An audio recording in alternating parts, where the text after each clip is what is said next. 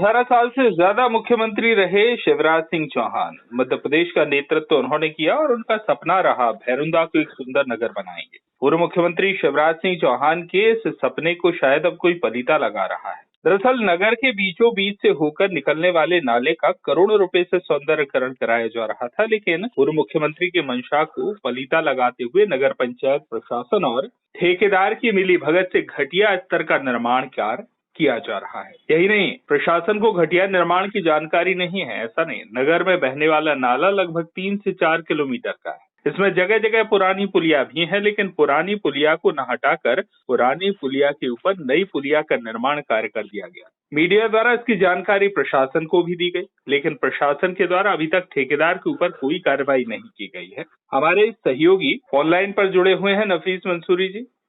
क्या स्थिति है आखिर नफीस जी, क्यों कार्रवाई नहीं हो रही है?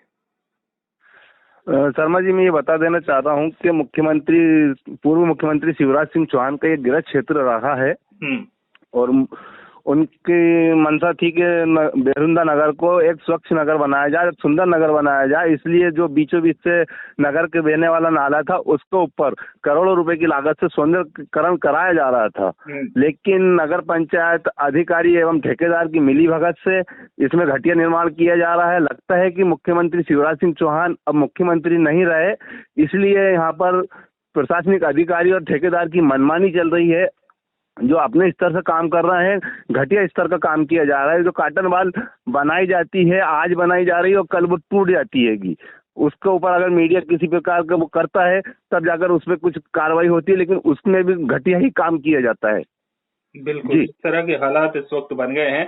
मुझे याद आता है नफीस जी, कुछ दिन पहले एक वीडियो वायरल हुआ था जहां जो शिवराज सिंह चौहान जी के पुत्र हैं वो जनता के बीच आभार प्रकट करने गए थे और कार्तिकेय ने कहा था कि वोट मांगने में आया था और अगर आपके बीच नहीं आऊंगा, भाषणबाजी नहीं करूंगा, आपसे मिलूंगा नहीं, धन्यवाद नहीं दूंगा, अगर क्षेत्र का विकास नहीं होगा तो मैं चैन की नींद नहीं सो पाऊंगा।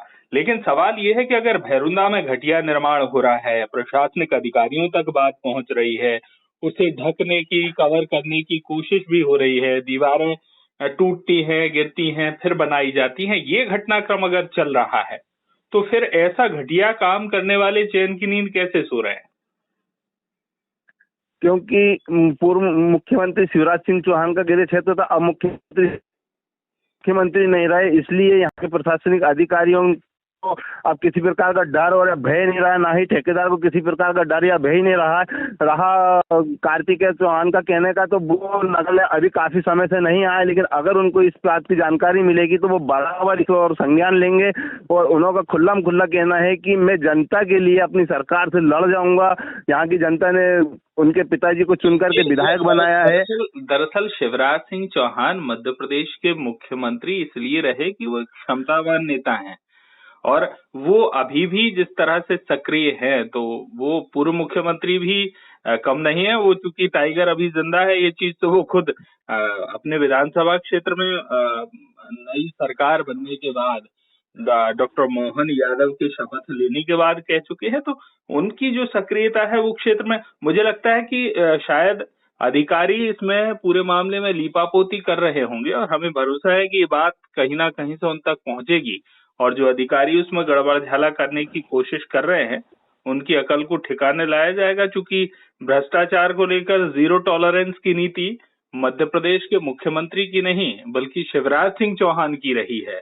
तो शिवराज सिंह चौहान तो अभी क्षेत्र का नेतृत्व कर रहे हैं, वो वहां के विधायक हैं और जिस तरह से वो सक्रिय है तो निश्चित तौर पर इन परेशानियों का हल निकलना चाहिए। अब देखना है अधिकारी क्या कुछ कहते हैं इसमें। जब आपकी अधिकारियों से बात होती है तो अधिकारियों का क्या कुछ रवैया रहता है?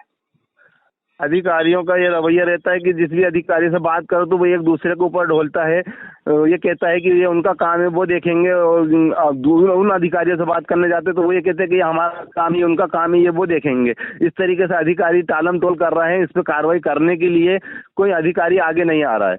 बिल्कुल शर्मा जी, कोई अधिकारी आगे नहीं आ रहा है और ठेकेदार जो है वो घटिया निर्माण कर रहे हैं। इसकी शिकायतें भी अधिकारियों तक, प्रशासन तक पहुंच रही है। अब देखना है कि आखिर कब ये स्थिति ठीक होती है। हम तो यही विश्वास रखते हैं कि जो लोग ठीक काम नहीं कर रहे हैं वो चैन की नींद कम से कम उतनी विधानसभा क्षेत्र में तो नहीं सो पाएंगे। आपका बहुत बहुत धन्यवाद बातचीत और जानकारी के लिए।